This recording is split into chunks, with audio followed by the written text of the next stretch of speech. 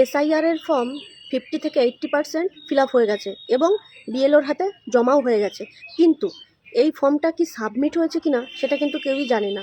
তো ফর্মটা যেহেতু আপনার, এই দায়িত্বটাও আপনার যে ফর্মটা সাবমিট হয়েছে কিনা সেটা জানতে হবে। শুধু যে বিএলওর হাতে ফর্মটা ফিল আপ করে জমা দিয়ে দিলাম মানেই যে কাজ শেষ, তা কিন্তু নয়।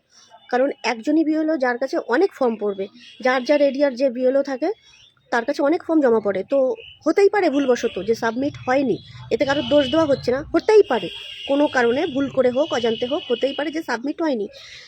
তাই এই ফর্মটা যেহেতু আপনার উচিত বা দায়িত্ব এই ফর্মটা একবার একটু চেক করে নেওয়ার যে সাবমিট হয়েছে কিনা। তো তার জন্য তোমাকে কি করতে হবে, তোমাদের কিচ্ছু করার দরকার নেই, কোথাও যাওয়ার দরকার নেই, শুধুমাত্র ঘরে বসে তোমাদের হাতে থাকা অ্যান্ড্রয়েড সেটটা দিয়ে তোমরা নিজেরাই একটু চেক করে নাও। জাস্ট 2 মিনিটের কাজ, ব্যাস।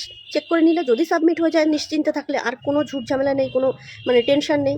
আর যদি সাবমিট না হয় তাহলে আবার গিয়ে বিএলওর কাছে গিয়ে আমরা বলতে পারবো যে আমাদের ফর্মটা সাবমিট হয়নি। তো এতে সমস্যার তো কিছু নেই বা দোষেরও কিছু নেই। হতেই পারে সেই মানুষটার কোনো কারণে হয়তো বাই মিস্টেক সাবমিট করতে পারেনি বা করেনি। তো এতে কোনো সমস্যা নেই যে একবার চেক করে নেওয়ার। তো চলো কী করে চেক করবে সেটাই আমি আজকে তোমাদের দেখিয়ে দিচ্ছি। সবার প্রথমে কি করবে, তোমাদের এই হাতে থাকা অ্যান্ড্রয়েড সেটের এই গুগল ক্রোমে যাবে। গুগল ক্রোমে যাওয়ার পরে এখানে তোমরা লিখবে হচ্ছে ভোটার পোর্টাল লেখার পরেই এরকম একটা অপশান আসবে, এখানে এই ভোটারে চাপ দেবে। ভোটারে ক্লিক করার পরে এরকম অপশান আসবে, একটা হচ্ছে লগ ইন, একটা হচ্ছে সাইন আপ। তো যাদের অলরেডি লগ ইন করা আছে তারা লগ ইনে চলে যাবে, আর যারা নতুন এখনও কোনো অ্যাকাউন্ট খোলোনি তাদের এই সাইন আপে করতে হবে। তো আমার যেহেতু আগে খোলা আছে তো আমি এখানে লগ ইনেই যাবো। লগ ইনে গেলে এখানে কী করবে তোমরা, এখানে তোমাদের মোবাইল নাম্বারটা দেবে, যে রেজিস্টার মোবাইল নাম্বারটা দিয়ে এই ক্যাপচাটা পূরণ করবে। পূরণ করার পরে রিকোয়েস্ট ওটিপিতে দেবে। তো চলো আমি আগে পূরণ করে নিই। তো আমার পূরণ করা হয়ে গেছে, এখন দেবো রিকোয়েস্ট ওটিপিটা দিলে এরকম আমার এখন ওটিপি চলে আসবে। ওটিপি আসলেই এই ঘরে আমরা ওটিপিটা দেবো। ওটিপি দেওয়া কমপ্লিট। এবার কি করব, ভেরিফাই অ্যান্ড লগ ইন। তো এই ভেরিফাই এবং লগ ইন দেওয়ার পরে এইবারে চলে যাব নিচের দিকে যাওয়ার পরে যেতে হবে এই যে ফিল এনুমারেশন ফর্ম, চলে যাব এটাই যাওয়ার পরে বলেছে সিলেক্ট স্টেট, কোন রাজ্যে থাকো সেটা তোমাকে দিতে হবে। আমি ওয়েস্ট বেঙ্গল, তাই ওয়েস্ট বেঙ্গল দিয়ে দেবো। দিয়ে দেওয়ার পরে এখানে দিতে হবে ভোটার নাম্বার, মানে ইপিক নাম্বার, যেটা ভোটার আইডি কার্ডের নাম্বার থাকে, তো সেটা এখানে দিতে হবে। এখানে আমার ভোটার নাম্বারটা দিয়ে এখানে দিয়ে দেবো সার্চ করলে এই যে এখানে আমার নাম, ইপিক নাম্বার সবই দিয়ে দিয়েছে।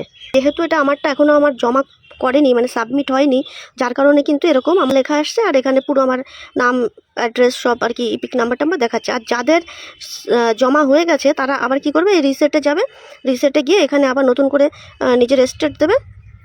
স্টেট দেওয়ার পরে ইপিক নাম্বারটা দেবে, যেটা জমা হয়েছে এরকম, মানে যারটা হয়েছে এখানে ইপিক নাম্বার দিয়ে সার্চ দিলেই তাদের লেখাটা আসবে এরকম যে ইয়োর ফর্ম অলরেডি সাবমিটেড, ঠিক আছে, এরকম লেখাটা আসবে। তো বোঝাতে পারলাম, যাদের সাবমিট হয়ে গেছে তাদের লেখা উঠবে যে your form has already submitted, এরকম লেখা আসবে। আর যাদের সাবমিট হয়নি তাদের এরকম লাল কালির অক্ষরে লেখা উঠবে।